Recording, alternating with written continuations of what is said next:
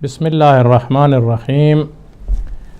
اللهم كل وليك الحجة ابن الحسن صلواتك عليه وعلى آبائه في هذه الساعة وفي كل ساعة وليا وحافظا وقائدا وناصرا ودليلا وعينا حتى تسكنه أرضك طوعا وتمتعه فيها طويلا برحمتك يا أرحم الراحمين. اللهم صل على محمد وآل محمد وعجل فرجهم وسهل مخرجهم ولعن أعداءهم أجمعين. میری تمام قابل احترام مائیں، بہنیں، بیٹیاں، بزرگان دین، نوجوانان ملت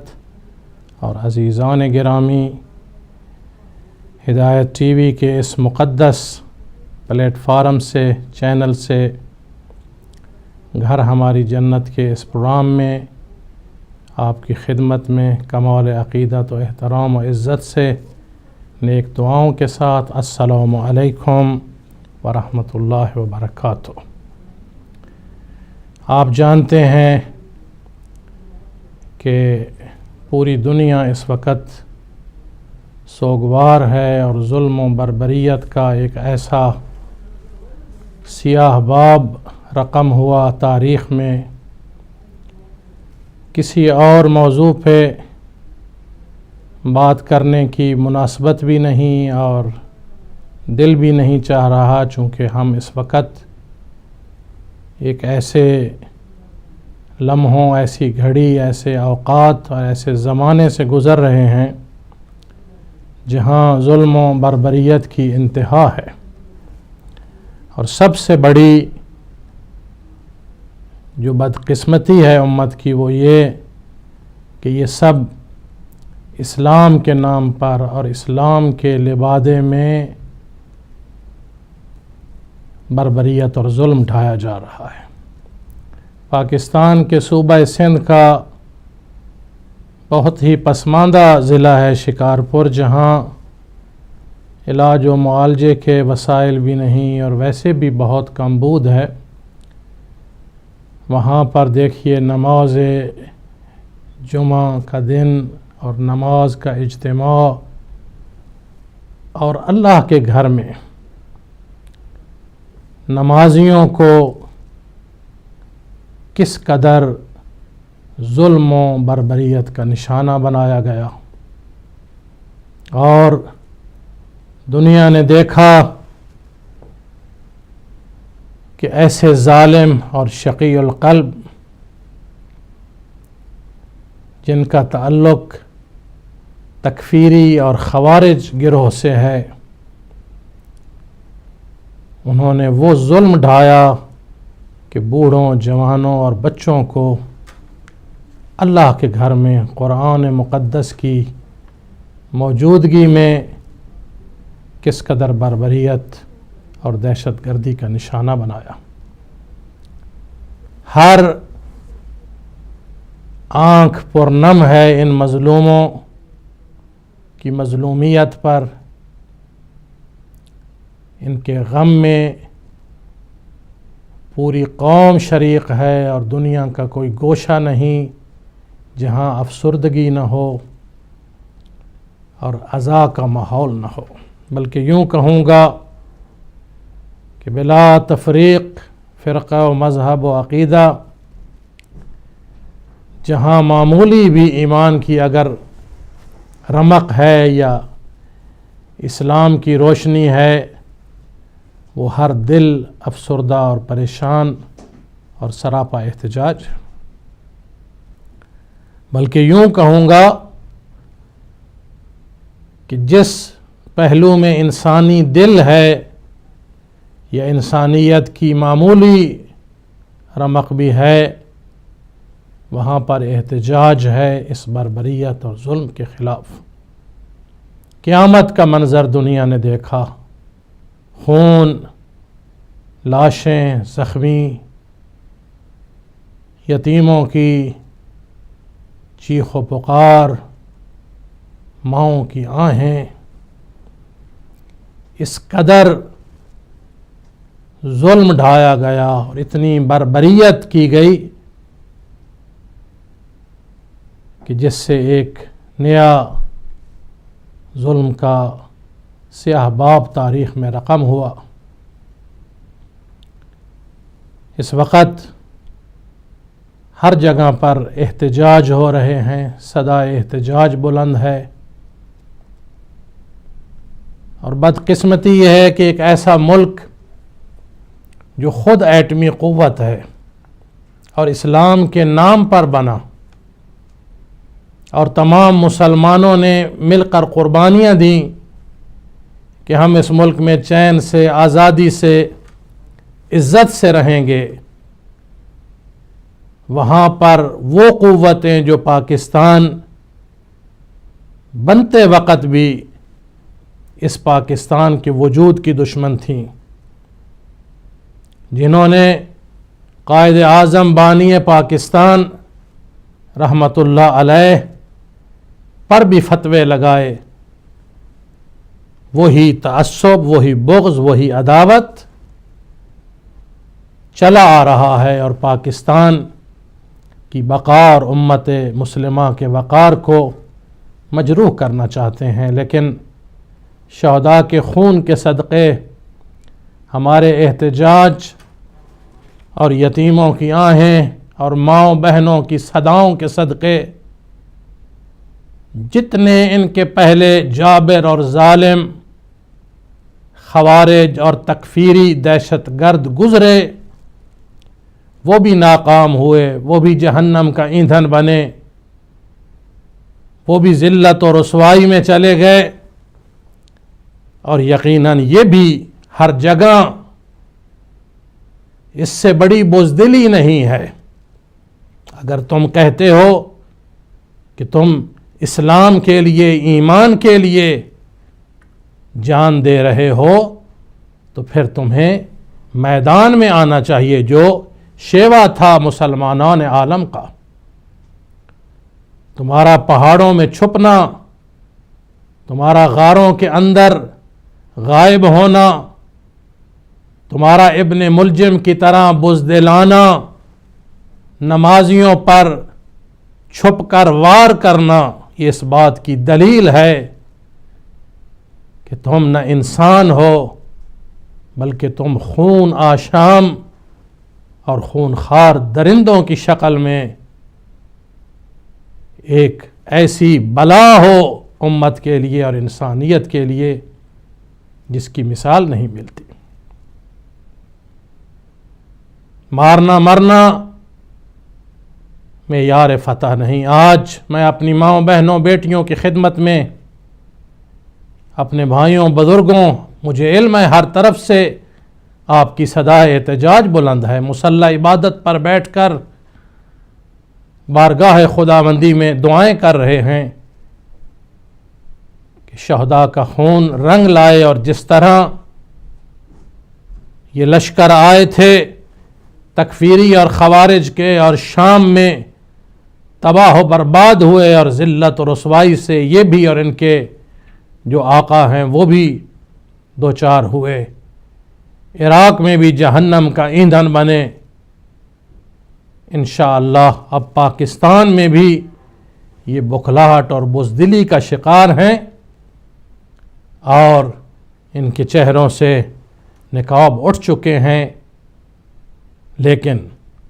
ہمیں یہ سوچنا ہوگا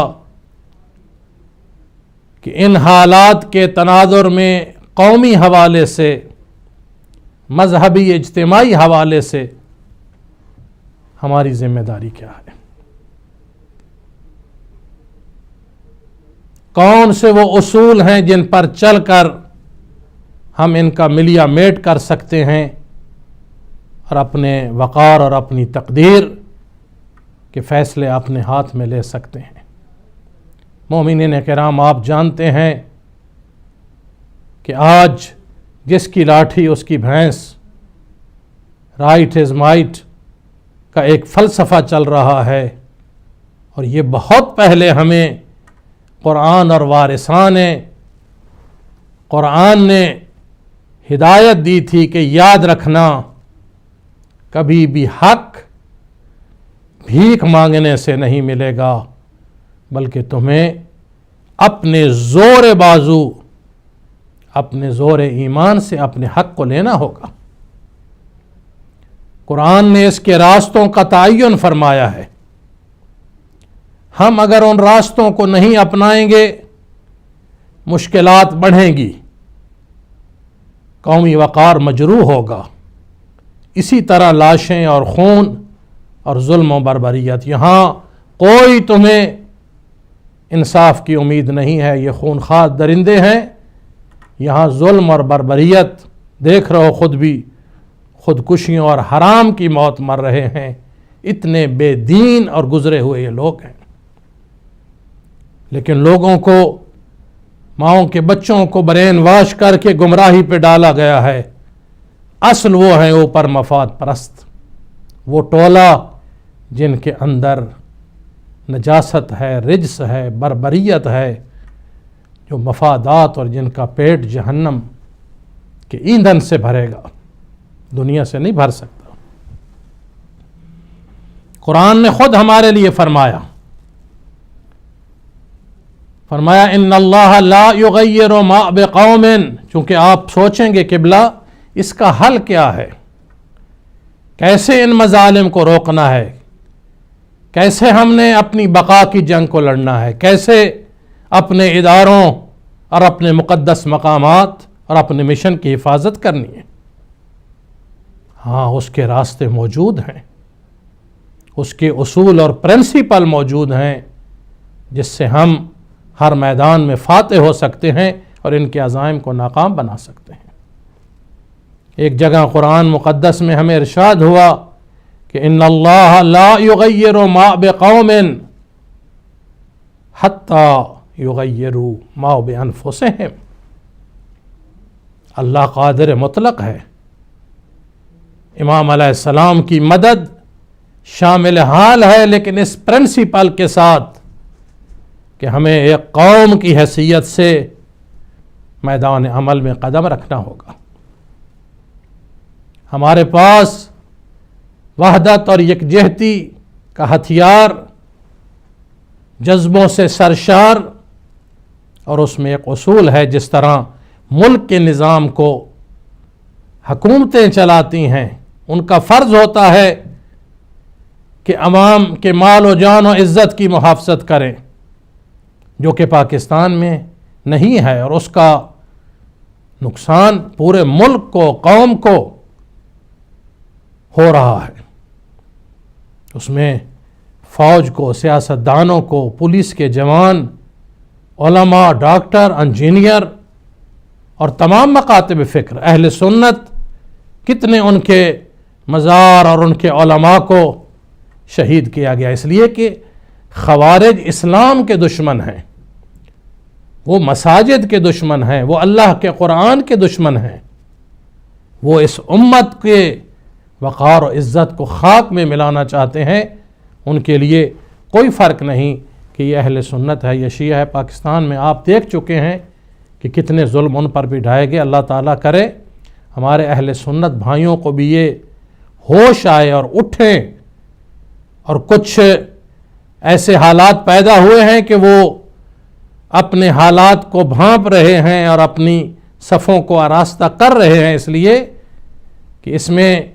اسلام کی بقا کا مسئلہ ہے، قرآن کی عظمت کا مسئلہ ہے، پاکستان کی بقا کا مسئلہ ہے، ہمارے قومی وقار کا مسئلہ ہے۔ تو اللہ تعالیٰ نے یہ فرمایا کہ اگر تم اپنی حالت بدلنا چاہو گے، اچھی قیادت کے ساتھ، مجتمع ہو کر، ایک اچھی منصوبہ بندی کے ساتھ، میں یہ کہنا چاہتا ہوں کہ ہم نے ہمیشہ جارحیت کی مذمت کی، صبر بھی کیا، تحمل بھی کیا، تدبر بھی کیا، لیکن اس کا معنی یہ نہیں کہ ہم اپنے مقدس مشن کی حفاظت نہ کریں یا اپنے گھروں اور لوگوں اور ملک کی حفاظت نہ کریں۔ اسلام نے آپ کو دفاع کا حق دیا ہے،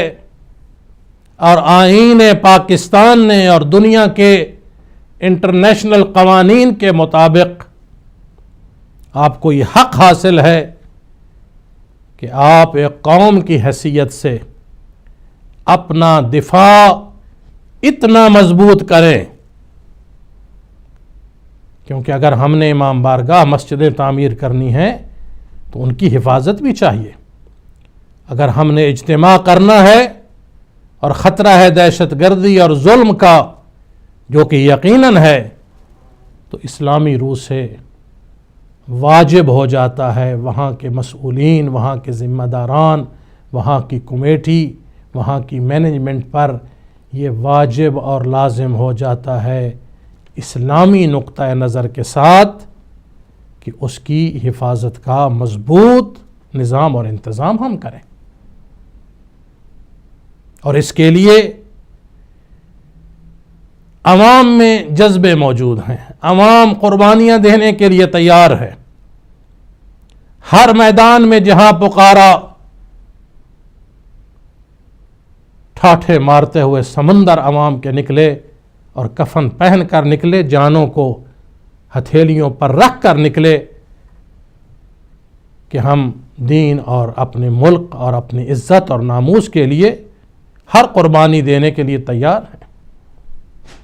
لیکن پھر اللہ تعالیٰ نے قرآن میں فرمایا ان تنصروا اللہ، سورہ محمد میں صلی اللہ علیہ وآلہ وسلم، یا ایھا الذین آمنوا ان تنصروا اللہ ینصرکم ویثبت اقدامکم، کہ تم اگر میدان عمل میں اس مشن کی مدد کے لیے صلاحیتوں توانائیوں کو بروئے کار لاؤ، ایک پلیٹ فارم پر جمع ہو جاؤ، اچھی قیادت کا چناؤ کر کے حکمت عملی سے بہادری سے منصوبہ بندی کرو، تم محفوظ رہو گے، دشمن ناکام ہوگا۔ ایک بریک ہے، اس کے بعد میں ایک منظر بھی کہ اس کے عوامل کیا ہیں، اس کی روک تھام کے لیے لاہ عمل کیا ہونا چاہیے، ہماری ذمہ داریاں کیا ہیں، اور ان حالات کے تناظر میں کس طرح آگے بڑھنا ہے تاکہ عزت و وقار سے جئیں۔ پھر انشاءاللہ بریک کے بعد حاضر ہوتے ہیں۔ والسلام علیکم ورحمۃ اللہ وبرکاتہ۔